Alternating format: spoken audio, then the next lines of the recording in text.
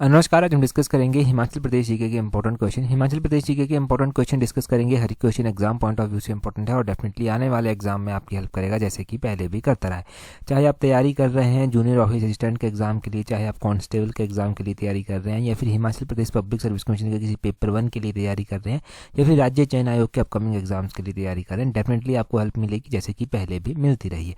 Question number 1 से अभी हम डिस्कशन को स्टार्ट करते हैं। बोलते हैं, out of the 5 main rivers flowing in Himachal Pradesh how many rivers flow in Pakistan. तो बोलते हैं कि हिमाचल प्रदेश में मुख्य रूप से 5 नदियां बहती हैं।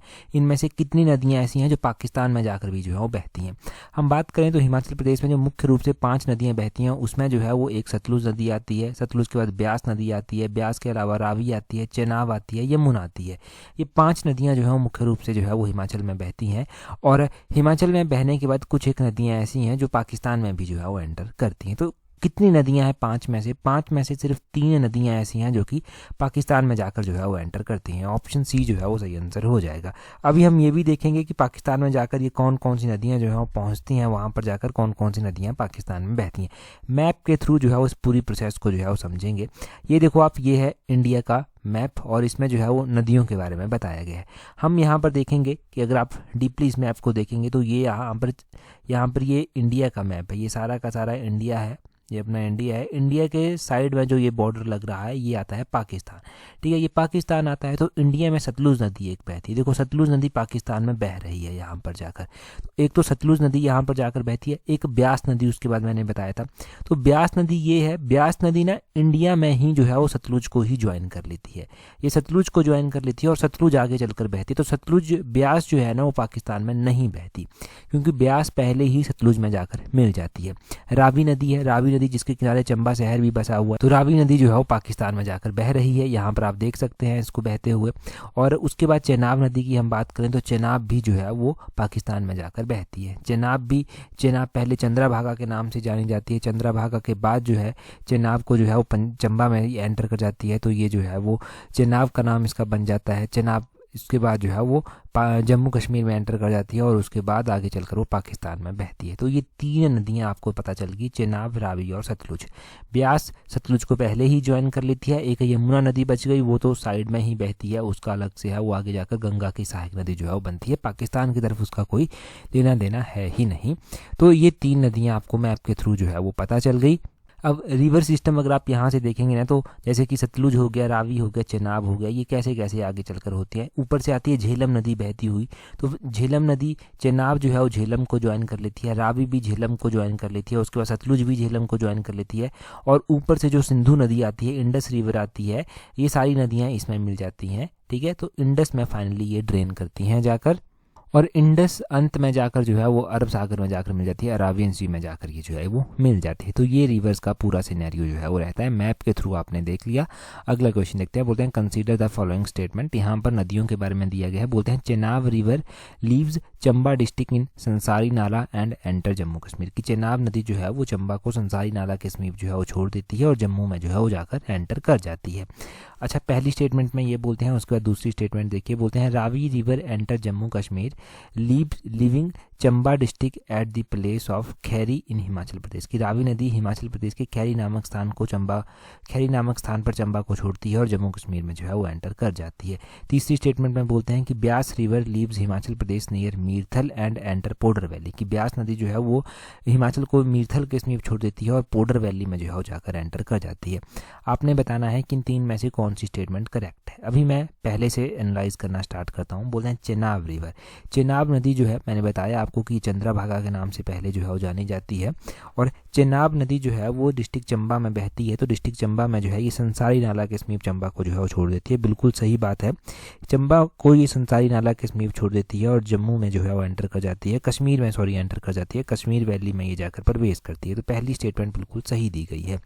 ठीक है, अगर हम बात करते हैं रावी नदी की, तो रावी नदी का स्टेटस क्या है। रावी नदी भी जो है वो चंबा में बहती है। चंबा में बहने के बाद जो है ये चंबा को छोड़ देती है, चंबा को ये खैरी नामक स्थान पर छोड़ देती है और जम्मू कश्मीर में एंटर कर जाती है। ये बात भी यहाँ पर सही लिखी गई है। ब्यास नदी की अगर हम बात करते हैं तो ब्यास नदी जो है वो मीरथल नामक स्थान पर जो है वो, मीरथल एक जगह का नाम है, मीरथल नामक स्थान पर जो है वो कांगड़ा को छोड़ देती है, हिमाचल प्रदेश को छोड़ देती है। यहाँ तक सही बात है, परंतु ये पोडर वैली में एंटर नहीं करती। तो ये स्टेटमेंट गलत हो जाती है। तीसरी स्टेटमेंट गलत है हमारे पास। बोलते हैं कंसीडर द इनकरेक्ट स्टेटमेंट, तो करेक्ट थी हमारे पास पहली और दूसरी, इनकरेक्ट स्टेटमेंट हमारे पास तीसरी आ जाएगी। Only 3 is incorrect. अगर आपसे पूछा जाता है कि कंसीडर द करेक्ट स्टेटमेंट, तो करेक्ट स्टेटमेंट थी पहली, दूसरी, इनकरेक्ट स्टेटमेंट थी तीसरी, तो तीसरी स्टेटमेंट हमारे पास इनकरेक्ट है।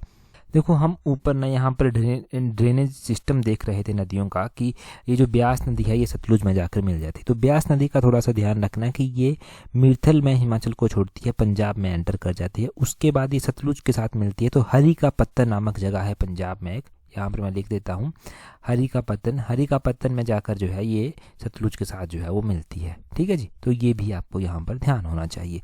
तो नदियों के बारे में आपने जान लिया, बड़े अच्छे से जान लिया। अगला क्वेश्चन हम देखेंगे हमारे पास क्या पूछा गया है।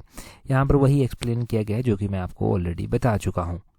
अगले क्वेश्चन में क्या बोलते हैं in 1982 AD who became the speaker of Himachal Pradesh legislative assembly. तो बोलते हैं 1982 में हिमाचल प्रदेश जो विधानसभा थी उसके स्पीकर जो था वो किसको बनाया गया था।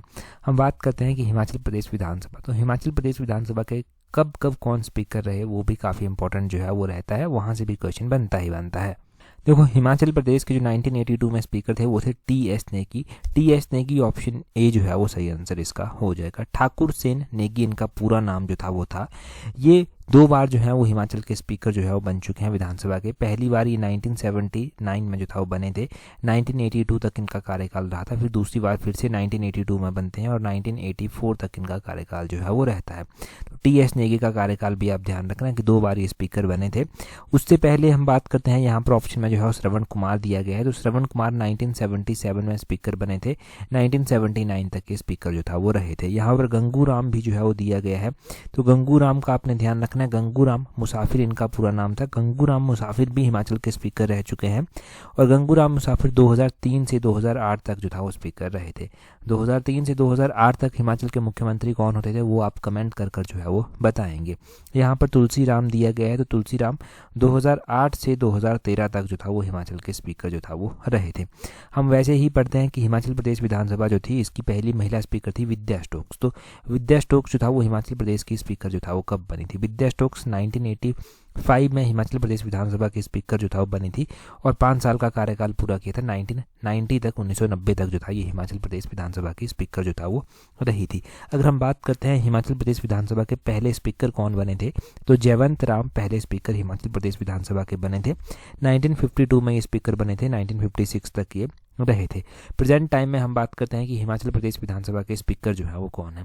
तो प्रेजेंट टाइम में हमें देखने को मिलता है कि हिमाचल प्रदेश विधानसभा जो है इसके जो स्पीकर है उनका नाम है कुलदीप सिंह पठानिया। कुलदीप सिंह पठानिया का नाम आपने ध्यान रखना है कि कुलदीप सिंह पठानिया जो है वो हिमाचल प्रदेश विधानसभा के स्पीकर हैं। और डेप्यूटी स्पीकर की अगर हम बात करते हैं कि डेप्यूटी स्पीकर हिमाचल प्रदेश विधानसभा के कौन है, तो वो विनय कुमार जो है वो डेप्यूटी स्पीकर जो है वो हिमाचल प्रदेश विधानसभा के जो है वो हैं।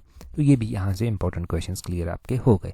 अगला क्वेश्चन हम देखते हैं। अगले क्वेश्चन में हमसे क्या पूछा गया है, बोलते हैं which of the following district of Himachal Pradesh has highest number of LPG consumers in Himachal Pradesh up to December 2024। तो बोलते हैं कि हिमाचल प्रदेश में निम्नलिखित में से किस जिले में दिसंबर 2024 तक जो एलपीजी कंज्यूमर है, एलपीजी उपभोक्ता है, उनकी संख्या सबसे ज़्यादा है। हम बात करते हैं एलपीजी यानी कि लिक्विड पेट्रोलियम गैस की यहाँ पर बात हो रही है। एलपीजी के जो हाईएस्ट नंबर ऑफ कंज्यूमर हमें हिमाचल में देखने को मिलते हैं वो हमें डिस्ट्रिक्ट कांगड़ा में देखने को जो है वो मिलते हैं। क्या ऐसा क्वेश्चन एग्जाम में पूछा जाता है? पहला यही आपके माइंड में आया होगा कि देखो क्या क्वेश्चन पूछ लिया। तो अगर आप पब्लिक सर्विस कमीशन के प्रीवियस पेपर उठाकर देखेंगे तो ऐसे क्वेश्चन पूछे गए हैं कि किस डिस्ट्रिक्ट में जो है वो किस चीज़ के कंज्यूमर ज़्यादा हैं। तो हम अभी प्रेजेंट टाइम में एलपीजी की बात जो है वो कर रहे हैं। एलपीजी के जो कंज्यूमर है वो कांगड़ा डिस्ट्रिक्ट में सबसे ज़्यादा है।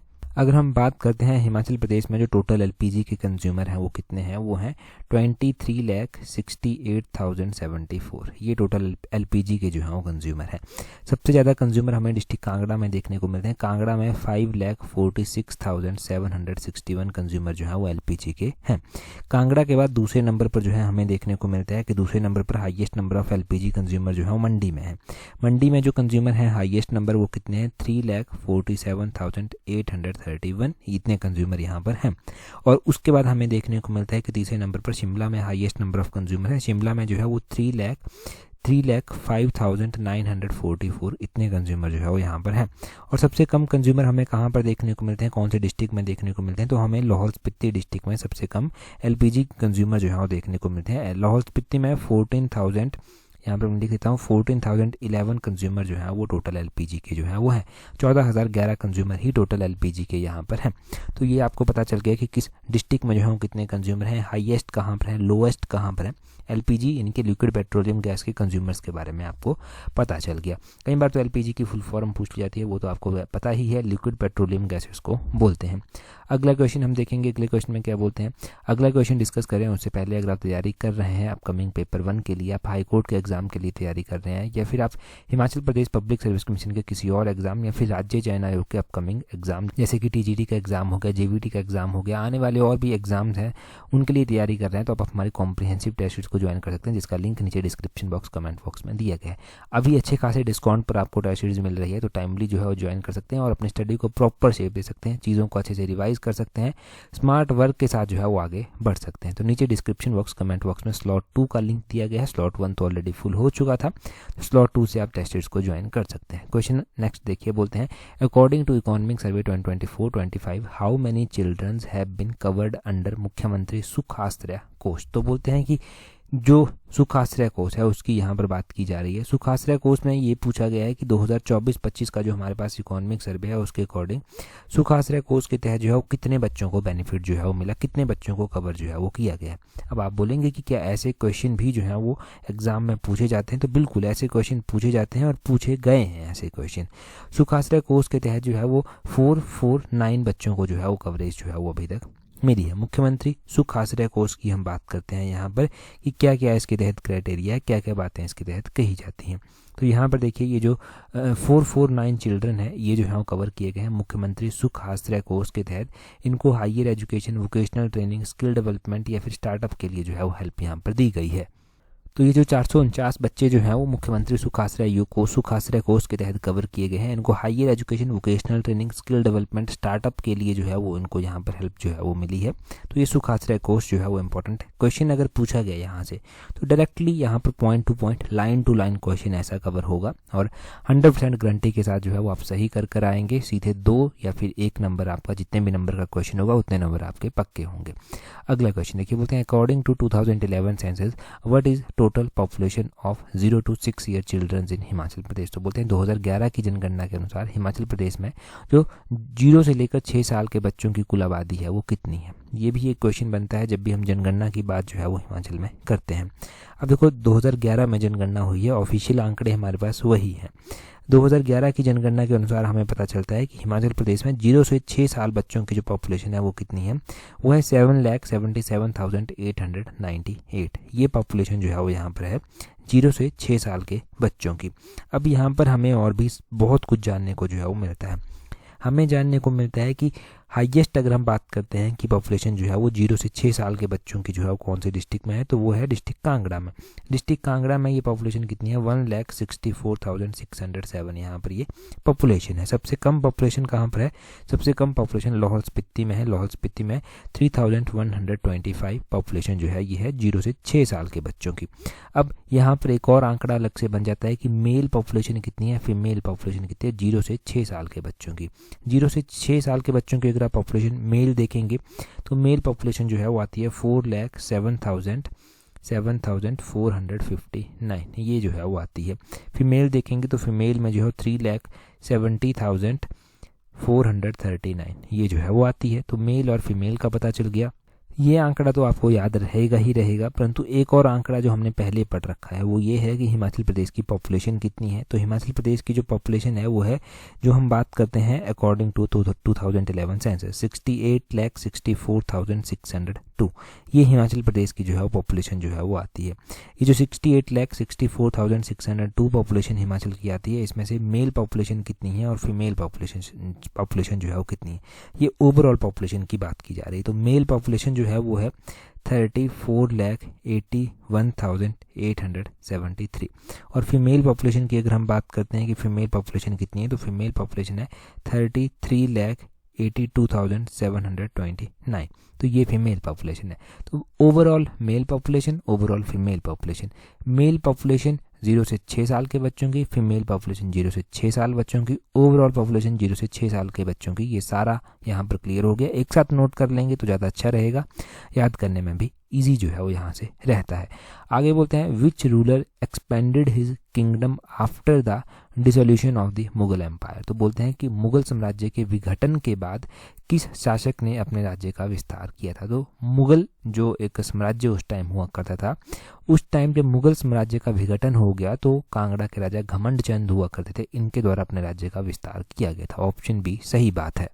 हमने जब कांगड़ा के राजा घमंड चंद की बात की है तो हमने पहले इनके बारे में इंपॉर्टेंट क्वेश्चन पढ़े हैं। ये सबसे पहले कांगड़ा के राजा कब बने थे? तो कांगड़ा के राजा ये 1751 में जो था वो बने थे। 1751 में ये कांगड़ा के राजा बन जाते हैं। काफ़ी शातिर हुआ करते थे, इंटेलिजेंट हुआ करते थे।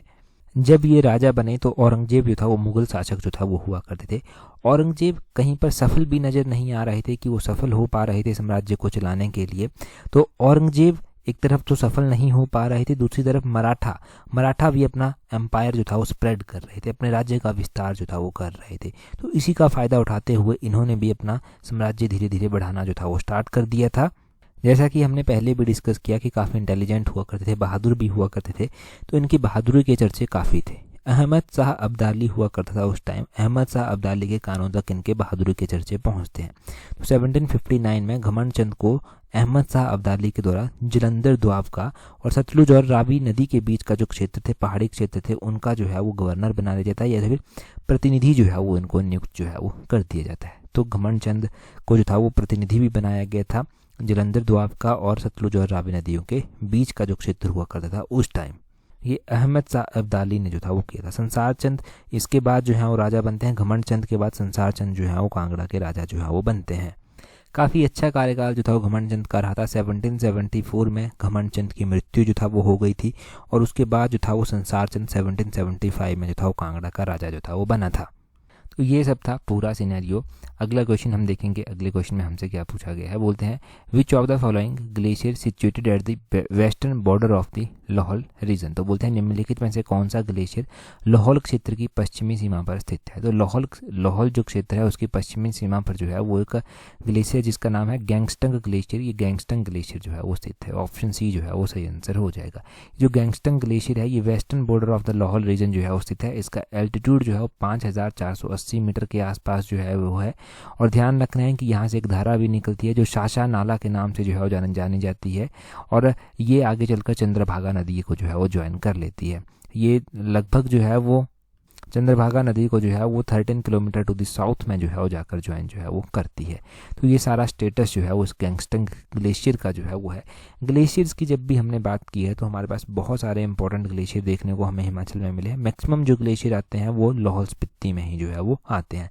जैसे कि लाहौल स्पीति में हमें सबसे बड़ा ग्लेशियर बड़ा सिगड़ी ग्लेशियर देखने को मिल जाता है, ये सबसे बड़ा ग्लेशियर है। और बादल ग्लेशियर हमें देखने को मिल जाता है। बादल ग्लेशियर भी इंपॉर्टेंट है, कांगड़ा के बड़ाभंगाल क्षेत्र में जो है स्थित है। बादल ग्लेशियर से जो है वो एक बादल जलधारा निकलती है जो कि आगे चलकर रावी की सहायक नदी जो है वो बनती है।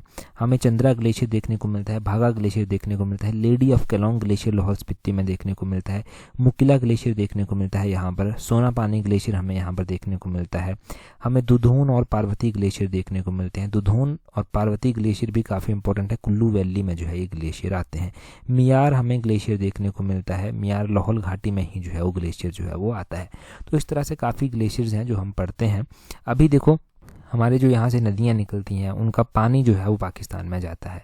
तो यहाँ पर जब इंडिया से पानी पाकिस्तान पर जाता है तो इंडस रिवर जो ट्रीटी थी, इंडस जो रिवर ट्रीटी साइन हुई थी 1960 में, उसके अकॉर्डिंग कुछ नदियों का पानी पाकिस्तान को जाता था, कुछ का भारत को रहता था। अब इंडिया से जो नदियाँ जाती थी हमारी पाकिस्तान में, उनका पानी इंडिया के द्वारा रोक दिया गया क्योंकि पाकिस्तान के द्वारा बचकाना हरकत की गई थी पहलगाम में। तो इंडिया ने भी एक्शन लिया। इंडिया ने उसके बाद अटैक भी किया, ऑपरेशन सिंदूर कर जो है लॉन्च किया गया। फिर इंडस वाटर ट्रीटी को सस्पेंड कर दिया गया। अब देखो अभी के हालात ना आपको पता है कि बॉर्डर पर क्या हालात हैं। पाकिस्तान ने जो हरकत की थी उसके बाद इंडिया ने भी रिएक्ट किया, इंडिया ने भी जो है वो अटैक जो है वो किया और वहाँ से पाकिस्तान से भी अटैक आया, इंडिया से भी अटैक हुए। अब ऐसा चला है, परंतु अभी तक सिर्फ ये अटैक चले हुए हैं। अभी तक वॉर लाइक सिचुएशन है, वॉर नहीं है। अगर युद्ध ना ही हो तो भी बेटर है। जब तक युद्ध को टाला जा सके तब तक टालना चाहिए।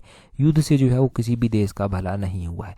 आपने प्रेजेंट टाइम में सिनेरियो देखा होगा, रशिया, यूक्रेन, इजराइल, गाज़ा, ये सब आपने देखा होगा। तो युद्ध से देश समाप्त हो गए, परंतु युद्ध जो है वो कभी समाप्त नहीं होता। फिर दूसरा यहाँ पर इनोसेंट्स लोग जो है वो बहुत ज़्यादा सफ़र जो है वो करते हैं। अब देखो हमारे सिपाही जो हमारी रक्षा कर रहे हैं बॉर्डर पर, सलाम है उन सभी को, परंतु आप सोचिए जिसके घर से एक सिपाही बॉर्डर पर अभी रक्षा कर रहा है, उनकी कितनी चिंता रहती होगी, वो कितनी चिंता में रहते होंगे। तो हम भगवान से सबकी रक्षा की और सबकी जो है उस रक्षा की जो है वो कामना करते हैं, और स्थिति जल्द से जल्द नॉर्मलाइज हो जाए तभी बेटर है। अब स्टार्ट तो पाकिस्तान ने ही किया था ना, इंडिया ने तो स्टार्ट नहीं किया था। अगर इंडिया एक्शन ना लेता तो पाकिस्तान कभी रुकता ही नहीं। तो यही उम्मीद है कि चीज़ें जल्द से जल्द जो है नॉर्मलाइज हो जाएं, और हमारे जो वीर सिपाही देश की रक्षा कर रहे हैं एक बार फिर से उनको सलाम है। नेक्स्ट क्वेश्चन जो है हम देखते हैं हमारे पास क्या पूछा गया है। बोलते हैं which of the following is not famous folk song of Chamba. तो बोलते हैं निम्नलिखित में से कौन सा चंबा का प्रसिद्ध लोकगीत नहीं है। देखो चंबा में बहुत सारे फेमस फोक सॉन्ग्स जो हैं वो हैं, सुकरात चंबा का ही है, एंचरियाँ ये भी चंबा का है, और कुंजड़ी ये भी चंबा का ही है। ये जो झूरी कर है, झूरी जो है वो चंबा का नहीं है, झूरी चंबा का नहीं है। ऑप्शन बी जो है वो सही आंसर हो जाएगा। यहाँ पर not famous folk song of Chamba जो था वो पूछा गया था। ठीक है, अब हम यहाँ पर बात करते हैं चंबा के इंपॉर्टेंट फोक सॉन्ग्स की। चंबा में जो फोक सॉन्ग्स हैं, फुलमू रांझा उसमें आ जाता है, कुंजू चंचलो आता है, राजा गद्दन आ जाता है, भूखू गद्दी आ जाता है, उसमें लच्छी आ जाता है, नुआला आ जाता है, उसमें एंचलियाँ उसमें आता है, उसमें जो है वो सूही गीत आ जाता है, उसमें सुकरात गीत आ जाता है, कुंजड़ी गीत उसमें जो है हो जाता है। तो ये सारे गीत हैं इंपॉर्टेंट जो कि चंबा में जो है वो गाए जाते हैं। झूरी चंबा में नहीं गाया जाता। ये सिरमौर क्षेत्र का जो है वो फेमस सॉन्ग है, झूरी सिरमौर का सॉन्ग है। झूरी के अलावा बुढ़ा बिरसू सॉन्ग भी सिरमौर में जो है वो गाए जाते हैं। तो इतना सब आपने यहाँ से ध्यान रखना है। अगले क्वेश्चन में बोलते हैं when Mohammad Ali Jinnah and his wife visited Shimla. एक बार मोहम्मद अली जिन्ना और उनकी पत्नी के द्वारा जो है वो शिमला विजिट किया गया था, तो उस टाइम का एक किस्सा है, उसको भी हम डिस्कस करेंगे। 1921 में इनके द्वारा जो था वो शिमला विजिट जो था वो किया गया था। क्या किस्सा है जिसकी हम बात करेंगे। 1921 में जो है वो मोहम्मद अली जिन्ना अपनी पत्नी के साथ जो है वो शिमला जो था वो शिमला की यात्रा पर जो था वो आए थे। इनकी पत्नी जो थी उनका नाम भी जानिए, उनका नाम था रूती जिन्हा जो था वो उनका नाम था। तो अपनी पत्नी के साथ जो था ये शिमला जो था वो आए हुए थे। इन्होंने वाइसराय के साथ जो था वो मिलना था, तो वाइसराय लॉर्ड रीडिंग जो था वो उस टाइम हुआ करते थे। लॉर्ड रीडिंग के साथ एक डिनर पार्टी जो था वो आयोजित की गई थी। ये रूती जिन्हा और मोहम्मद अली जिन्ना ये जो है वो जाते हैं वहाँ पर, दोनों एक साथ जो है वहाँ पर जाते हैं रीडिंग के साथ मिलने के लिए डिनर पर। अब जब वो जाते हैं तो लॉर्ड रीडिंग जो है वो इनकी पत्नी के साथ जो है वो हाथ मिलाने की कोशिश करते हैं। मतलब जब वो आते हैं तो उनके स्वागत में हाथ वो मिलाते हैं, परंतु इनकी पत्नी जो है वो भारतीय परंपरा के अनुसार जो है वो हाथ जोड़कर जो है वो नमस्कार जो है वो करती है, और उतने में ही वाइसराय की बेइज्जती हो जाती है। उनको बड़ा बेइज्जती जो है वो महसूस होती है। तो वाइसराय उस टाइम कहते हैं कि मैंने तो हाथ मिलाने के लिए कहा था, ये तो हमारी परंपरा है, मैंने आपका स्वागत करना चाहता। तो इनकी पत्नी ने कहा था कि मैं भारत की हूँ और मैं वही करूँगी जो भारत की परंपरा है, तो इसलिए मैंने नमस्कार आपको जो है वो की है। उससे पहले अगर हम देखते हैं तो 1921 दिसंबर महीने की ही बात है, शिमला में जो है वो इंग्लैंड के युवराज प्रिंस ऑफ वेल्स जिनको बोलते थे वो जो था वो आए हुए थे। तो उनका भी काफ़ी विरोध जो था वो लोगों के द्वारा यहाँ पर किया गया था। दिसंबर 1921 में शिमला में इंग्लैंड के युवराज जो था वो आए थे। तो आंदोलनकारियों ने उनको काले झंडे दिखाए थे, शहरों में हड़ताल की गई थी, है ना। ठीक है, बहुत सारे लोग राष्ट्रीय आंदोलन में शामिल हुए थे। तो इस तरह की चीज़ें जो है वो होती रही। हमारे महात्मा गांधी जो था वो सबसे पहली बार कब शिमला आए थे, वो भी 1921 में ही जो था वो शिमला की यात्रा पर जो था वो आए थे। 1921 में जब महात्मा गांधी जी शिमला की यात्रा पर आए थे तो वो रुके कहाँ पर थे आकर, तो वो शांति कुटीर भवन में आकर रुके थे। शांति कुटीर भवन जो था वो शिमला में जो है वो स्थित है, शिमला के समरहिल क्षेत्र में जो है ये स्थित है। तो इतना सब आप यहाँ से ध्यान रखना। मोहम्मद अली जिन्ना का तो क्वेश्चन हो ही गया, महात्मा गांधी जी का क्वेश्चन साथ में हो गया। महात्मा गांधी जी का क्वेश्चन काफ़ी इंपॉर्टेंट है कि वो पहली बार शिमला की यात्रा पर जो था वो कब आए थे। तो 1921 में ही महात्मा गांधी जी शिमला की यात्रा पर आए थे। उस टाइम भारत के जो वायसराय हुआ करते थे वो लॉर्ड रीडिंग हुआ करते थे। लॉर्ड रीडिंग का नाम भी ध्यान रखना। अगला क्वेश्चन देखिए, अगले क्वेश्चन में हमसे क्या पूछा गया है। बोलते हैं यहाँ पर in which sector of Chandigarh is Himachal Sewa Sadan. तो चंडीगढ़ में हिमाचल सेवा सदन भी है। हिमाचल सेवा सदन बोलते हैं चंडीगढ़ के किस सेक्टर में जो है वो स्थित है। आपके पास 4 ऑप्शन जो है वो दिए गए हैं। अब आपको कमेंट कर बताना है कि चंडीगढ़ के कौन से सेक्टर में हिमाचल सेवा सदन जो है वो स्थित है। ये जल्दी से कमेंट कर बता दीजिए। और अगर आपने अभी तक भी हमें टेलीग्राम पर ज्वाइन नहीं किया है तो अपने टेलीग्राम से हमें ज्वाइन करने के लिए @allexam31 इस तरह से सर्च करना, आपको हमारा टेलीग्राम चैनल जो है वो मिल जाएगा। टेलीग्राम पर ज़रूर ज्वाइन कर लें ताकि आने वाले एग्जाम्स की अपडेट वहाँ पर मिलती रहे। इंपॉर्टेंट जानकारी जो भी होती है एग्जाम से रिलेटेड वो आपको मिलती रहे। आज की इस वीडियो में इतना ही है। That's all for today. Thank you very much for watching and listening it very patiently.